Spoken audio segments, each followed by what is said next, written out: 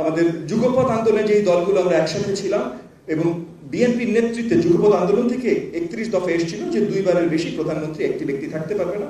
তখনও ওইখানেও আমাদের দল থেকে আমরা এইটাতে পুরোপুরি একমত হই নাই, কারণ ওয়েস্টমিনস্টার সিস্টেমে আসলে প্রধানমন্ত্রী তৈরি হয় এমন ভাবে যে আপনি একবার দুইবার কোনো মেয়াদ বা সীমা দেওয়াটা খুব মুশকিল হয়ে যায়।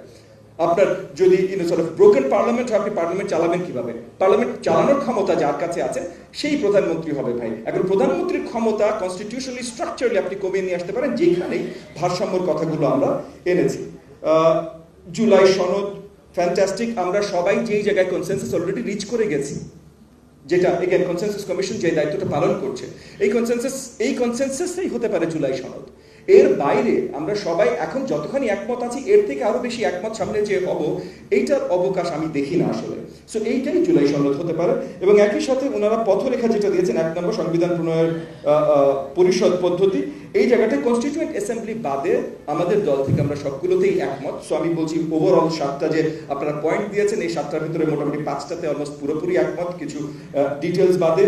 আর পথরেখাতে আমরা একমত কনস্টিটিউয়েন্ট অ্যাসেম্বলি বাদে, বিকজ আমরা মনে করি যে নতুন কনস্টিটিউশন আমাদের দরকার নেই। আমরা আসলে যদিও এখানে আজকে অনেক আলোচনা হয়েছে যে অ্যামেন্ডমেন্ট হলে সেটা কোর্টে যে বাতিল করা যেতে পারে, তো অ্যামেন্ডমেন্টটা যদি বেসিক আপনার প্রিন্সিপালস অফ দি কনস্টিটিউশনের ভিত্তিতে হয় তাহলে এত সহজে বাতিলই বা কেন করা যাবে?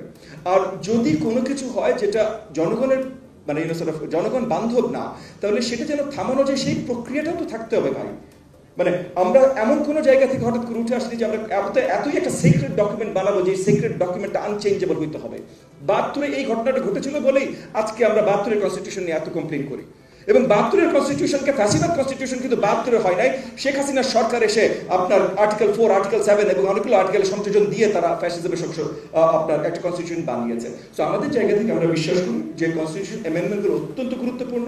আপনারা যেগুলো দিয়েছেন এবং কনস্টিটিউশন কমিশন যেগুলো দিয়েছে তার ভিতরে বেশিরভাগের সাথে আমরা একমত পোষণ করি। ডিটেলসে আমাদের কিছু মতানৈক্য থাকতেই পারে। আর একই সাথে আমরা বিশ্বাস করি যে সামনের সুন্দর একটা নির্বাচনের মাধ্যমে এই জায়গাগুলোতে আমরা পৌঁছতে পারি।